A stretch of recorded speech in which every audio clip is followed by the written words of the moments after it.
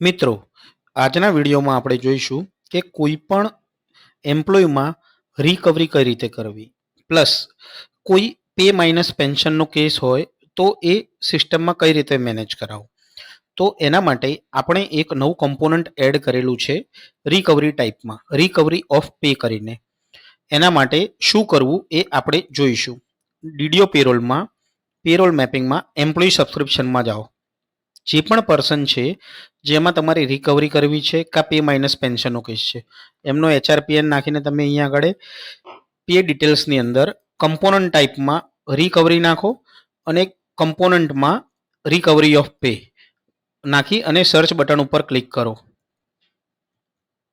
Search button ઉપર click કરતા નીચે ગ્રીડમાં એ employee recovery of pay component સાથે બતાવી દેશે. હવે એક્શન જે છે પ્લસ એની પર તમે ક્લિક કરો. તમારે જેટલી રિકવરી છે એ રિકવરીની અમાઉન્ટ એન્ટર કરો અને એમનું ડ્યુરેશન એન્ટર કરો. જો તમારે 1 મહિનો રિકવરી કરવી હોય તો 1 મહિનો કરો, 2 મહિના કરવી હોય તો 2 મહિના. ડ્યુરેશન તમે જે રીતે કરશો એ રીતે સિસ્ટમ એની રિકવરી કરશે. અને એ કર્યા પછી સબમિટ બટન ઉપર ક્લિક કરી દો. સબમિટ બટન પર ક્લિક કરતા રેકોર્ડ ઇન્સર્ટેડ સક્સેસફુલી સિસ્ટમ એવો મેસેજ આપશે અને રિકવરીની અમાઉન્ટ એડ થઈ જશે ડ્યુરેશન સાથે. હવે ડીડીઓ પેરોલમાં પેરોલ બિલ જનરેશનમાં પેરોલ બિલ જનરેશન પ્રોસેસ એના પર તમે ક્લિક કરો. તમે જે સબસ્ક્રિપ્શનમાં અમાઉન્ટ નાખી છે બરોબર છે, તો એની ઇમ્પેક્ટ પેરોલ પર આપવા માટે તમે સૌપ્રથમ બિલને પ્રોસેસ કરો. જો પ્રોસેસ કરી દીધી હોય ઓલરેડી તો એને રીપ્રોસેસ કરો. હવે એ કઈ રીતે કરવું એ તમને બતાવું. પેરોલ બિલ જનરેશન પ્રોસેસમાં મંથ ફાઇનાન્શિયલ યર ચેક કરો, ગેટ ડેટા ઉપર ક્લિક કરો. ગેટ ડેટા ઉપર ક્લિક કરતા એ મંથના દરેકે દરેક bill code, number of employee અને એનું સ્ટેટસ બતાવશે. આ બિલની ઓલરેડી એક વખત પ્રોસેસ કરેલી છે એટલે આપણે રીપ્રોસેસવાળા બટન ઉપર ક્લિક કરશું, જે પહેલી એક્શન છે. રીપ્રોસેસ પર ક્લિક કરતા સિસ્ટમ મેસેજ આપશે બિલ ક્રિએશન સ્ટાર્ટ. તો સિસ્ટમ અત્યારે એ બિલ કોડની અંદર જેટલા પણ પર્સન છે એમનું કેલ્ક્યુલેશન સ્ટાર્ટ કરી દેશે. રિફ્રેશ બટન ઉપર તમે ક્લિક કરશો એટલે સિસ્ટમ લેટેસ્ટ સ્ટેટસ અપડેટ કરશે. જ્યારે પણ એનું status ready to send to task list થઈ જાય, ઇટ મીન્સ કે એ બિલ કોડની અંદર જેટલા પણ એમ્પ્લોય છે એનું કેલ્ક્યુલેશન થઈ ગયું છે. હવે આપ નંબર ઓફ એમ્પ્લોય પર ક્લિક કરો એટલે system HRPN wise gross amount અને નેટ અમાઉન્ટ ડિસ્પ્લે કરશે. હવે કમ્પોનન્ટ વાઇઝ ચેક કરવા માટે પહેલી એક્શન છે સેલેરી એડજસ્ટમેન્ટ, એના ઉપર આપ ક્લિક કરો. એના ઉપર ક્લિક કરશો એટલે કમ્પોનન્ટ વાઇઝ તમને ડેટા બતાવશે, જે ટોટલ અર્નિંગના છે 34,315 કમ્પોનન્ટ. એક બાજુ રાઇટ હેન્ડ સાઈડ તમને ડિડક્શનના કમ્પોનન્ટ બતાવશે અને નીચે તમને રિકવરી બતાવશે જે તમે સબસ્ક્રિપ્શનમાં નાખી છે.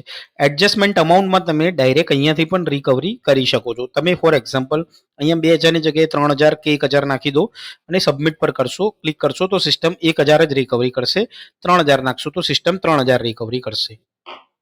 હવે તમારે એની ગ્રોસ ચેક કરવી હોય તો એ પ્રીવિયસ પેજમાં તમને બતાવશે, જે 32,315 હતું ટોટલ અર્નિંગના કમ્પોનન્ટની વેલ્યુ માઇનસ રિકવરીના કમ્પોનન્ટની વેલ્યુ, એટલે તમારી ગ્રોસ અમાઉન્ટ આવશે.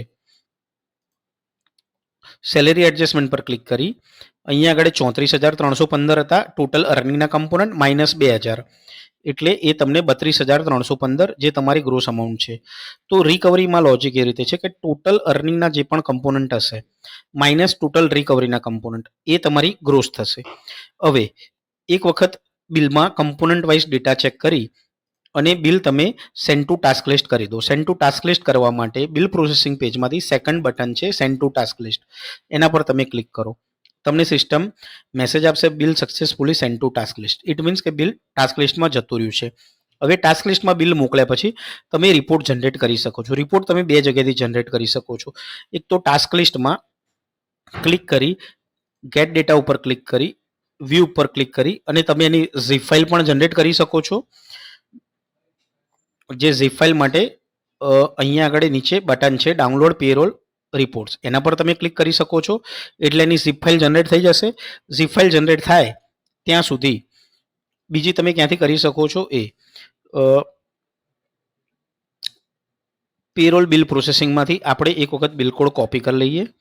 આપણે ઇન્ડિવિજ્યુઅલ જે રિપોર્ટ આપ્યા છે ત્યાંથી પણ તમે કોપી કરી શકો છો. ઇન્ડિવિજ્યુઅલ રિપોર્ટ માટે પેરોલ રિપોર્ટમાં ઇનર અર્નિંગ કે જ્યાં આપણે રિકવરીનું રિકવરીનું આપણે રિફ્લેક્શન આપીએ છીએ. એક્સપોર્ટ ડેટા પર ક્લિક કરો એટલે ડાઉનલોડ થઈ જશે. ડાઉનલોડ થયા પછી તમે એ રિપોર્ટ ઓપન કરો. જે પેરોલ ઇનર અર્નિંગ રિપોર્ટ છે એ ઓપન કરતા તમને અહીંયા આગળ રિકવરી બતાવી દેશે કે ટોટલ જે કમ્પોનન્ટ છે basic pay, DA, HRA, transport allowance અને એમની રિકવરી કેટલી છે -2000 રૂપિયા. ટોટલ 34,315 -2000 32,315. તો આ રીતે તમે રિપોર્ટનું રિફ્લેક્શન પણ રિકવરી ઓફ પે કમ્પોનન્ટમાં જોઈ શકો છો. ઝીપ ફાઇલમાં પણ આ સેમ વસ્તુ જ આવશે. ઝીપ ફાઇલ ડાઉનલોડ થઈ ગઈ છે તો એક વખત ઝીપ ફાઇલમાં બી તમે ઓપન કરી અને ત્યાં પણ ક્રોસ ચેક કરી શકો છો. પેરોલ ઇનર અર્નિંગ રિપોર્ટ એના પર ક્લિક કરશો એટલે રિપોર્ટ ઓપન થશે. એ સેમ જ રિપોર્ટ અહીંયા આગળથી પણ જનરેટ થશે. પે ઓફ રિકવરી -2000 રૂપિયા અને એની ગ્રોસ. તો આ રીતે કોઈ પણ પર્સનમાં રિકવરી કરવી હોય કે પે માઇનસ પેન્શનનો કેસ હોય તો તમે એ અહીંયાથી મેનેજ કરી શકો છો. Thank you.